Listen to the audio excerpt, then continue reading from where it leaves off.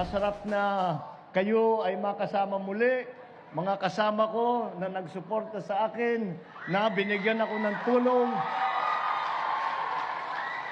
Kaya naman po, ay pinapaspas po namin lahat ito upang naman ay masuklian namin ang inyong pagmamahal at ang inyong suporta na ibinigay sa halalan na ngayon ay kami naman ang gagawa ng lahat upang yung aming pinag-usapan na pagkakaisa, yung ating pinag-usapan na tayo ibabangon muli ay magiging katotohanan kasama kayong lahat. Napakalapit po sa aking puso ang pagsisiguro na maging matagumpay ang mga human settlements at housing projects ng ating gobyerno. Kaya naman po ay hinamon ko ang aking sarili at ang aking mga kapwalingkod sa DHSUD, sa NHA, lalong-lalo na ang ating mga LGU na matugunan at ang mga pangangailangan na pabahay sa loob ng aking termino bilang Pangulo.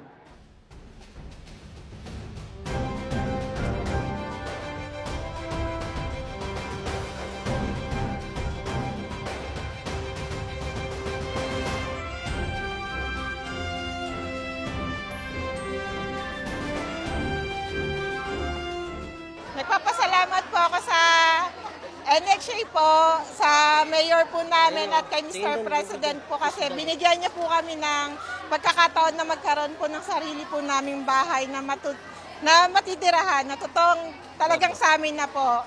Kasi po dati, squatter lang po kami. Yung bahay po namin, tapal-tapal lang po. Pagka bumaha po, maangat po yung mga basura, yung mga anak po namin nalalaglag po sa ilog. Yun po yung pinapangamba namin. Ngayon po, ligtas na po kami dito sa tinitirahan po namin. Maraming pong salamat. Iwas na rin po kami sa mga aksidente tulad ng mga sunog. Safety na po kami dyan sa pabahay. Kahoy lang po kasi yung dati namin bahay. Tapos dikit-dikit lang, madali sa sunog, di ba po?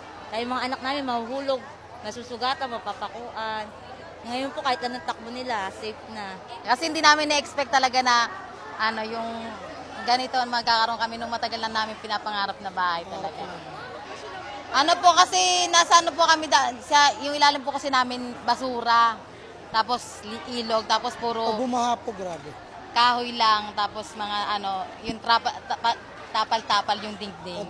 Mr. President, maraming salamat po sa inyo sa binigyan niyo po kami ng chance na magkaroon po ng maayos na tirahan tsaka maayos na buhay.